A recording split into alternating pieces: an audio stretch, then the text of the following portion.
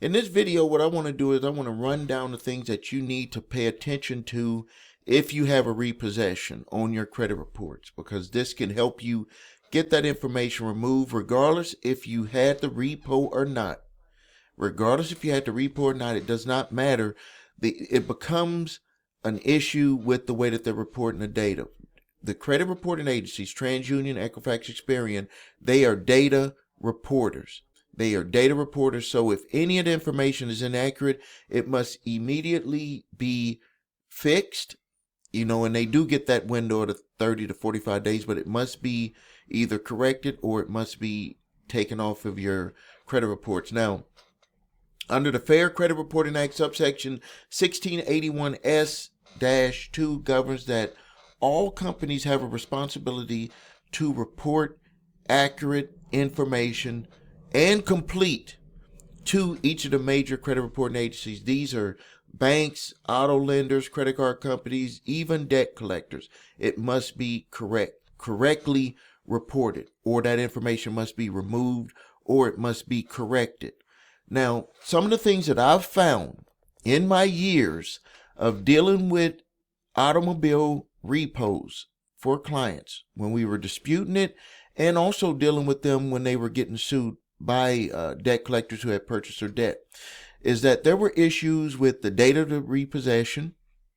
There were issues with the balance owed because the vehicle was sold, and then they didn't take away the amount that was owed to the vehicle minus the amount that it was sold for at auction.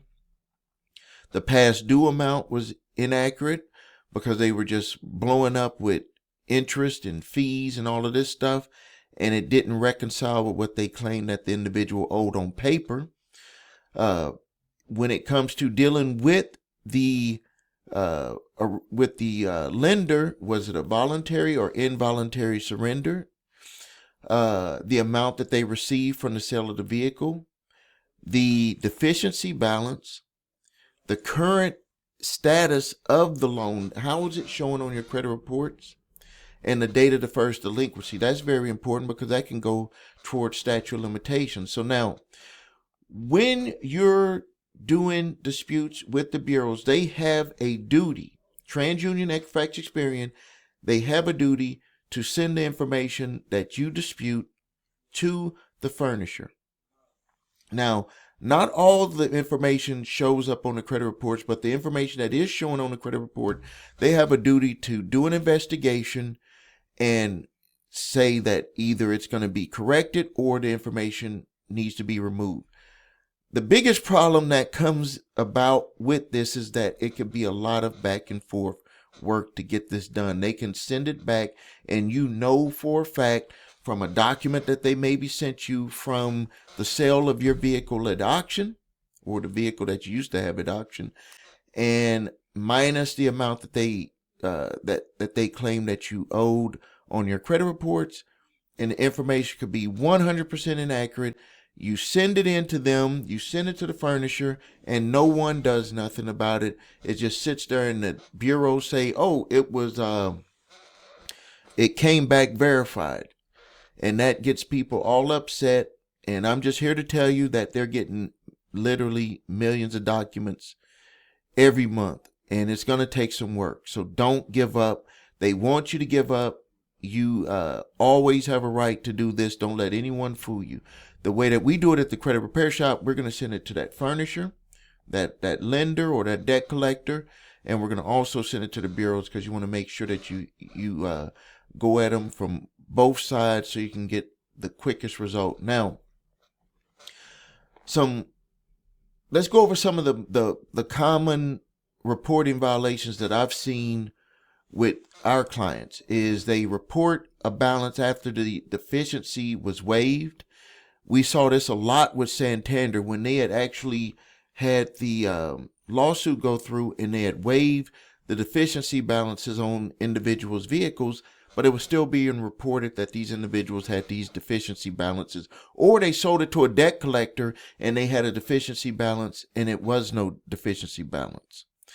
They could have had a deficiency balance when you did a settlement. We had worked with clients and got settlements through Santander, And one that I can think of was where a young lady owed $13,000. We ended up getting the vehicle settled for $1,300. That's all she had to pay was $1,300. She got the title to her vehicle. She had her vehicle. And then that deficiency balance was waived due to the Santander Consumer Finance nationwide, well, it was 33 states, I believe, settlement, where they could not report those deficiency balances. They couldn't sell them. They couldn't do anything with those balances. They had to be waived. But people were still getting them. It's paperwork issues. People make mistakes. They're humans too. They're humans too. I know we don't want them to make mistakes. We don't expect them to make mistakes. They're not supposed to make mistakes. They're in the business of reporting this stuff full time, but they still made mistakes. Other issues that they had the wrong repossession date.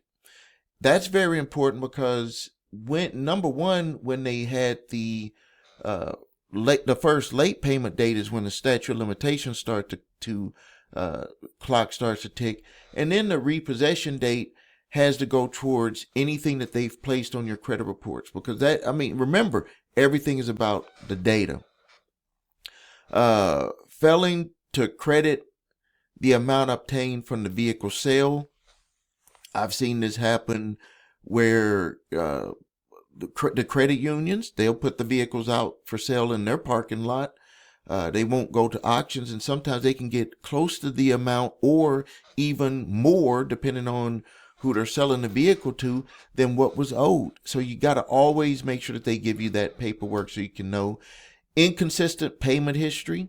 If you know that your payment history was not the way that they displayed it on your credit reports, maybe they wasn't even displaying the payment history, maybe they were late with the payment history, all of that stuff can be disputed, and it needs to be disputed directly with the original creditor and with the credit reporting agencies.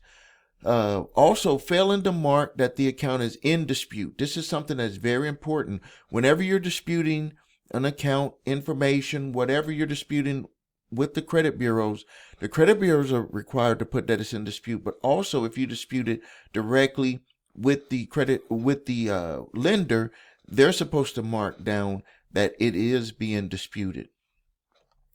Some other things that you need to be aware of, and courts have held that furnishers can be liable when they fail reasonable investigations for disputed repossessions, and this is under 1681S-2B, especially when a consumer provides supporting documentation that they were harmed, like you were going to go get another vehicle loan and they increased your rate, or you were going to get a house and they turned you down.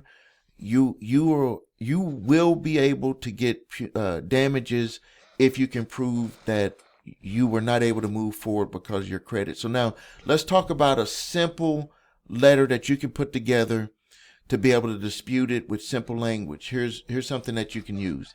The repossession account you're reporting is inaccurate and incomplete. Pursuant to 15 USC 1681S-2, you are required to furnish only complete and accurate information and to conduct a reasonable investigation after receiving notice of my dispute. Please provide documentation supporting the repossession date, the sale proceeds, deficiency balance, and the date of the first delinquency, or delete this information from my credit reports. That's going directly to the furnisher. If it's a debt collector that's put the information on your credit reports, or the original creditor that still maintains that information on your credit reports. So the bottom line is that under 15 USC 1681S2 requires that auto lenders and debt collectors to report repossession information accurately and thoroughly investigate disputes. If a lender cannot verify the repossession details and continue to report inaccurate information, you may have grounds to demand correction, deletion, or even pursue damages under the Fair Credit Reporting Act. If you need help with your credit, please visit us at thecreditrepairshop.com. Watch the video, What Makes Us Different, so you can see my 8-point validation process and my 2-phase settlement process. If you need your credit reports and scores, go to the website 3scores.com to grab your TransUnion, Equifax, Experian credit reports, and all 3 scores. If you have debt collectors coming after you, grab my 3-pack of letters. They're free. The link is below this video, or you can go to summonsmaster.com where you can get an exclusive certified debt validation letter that can stop debt collectors in their tracks. If you're being sued by a debt collector, go to summonsmaster.com where you can get a court-ready response and the opportunity to win your case, to get your case dismissed. Thank you for your time. Subscribe to the channel. Post your questions and comments. This is Stephen A. Williams, president and founder of thecreditrepairshop.com and creator of summonsmaster.com.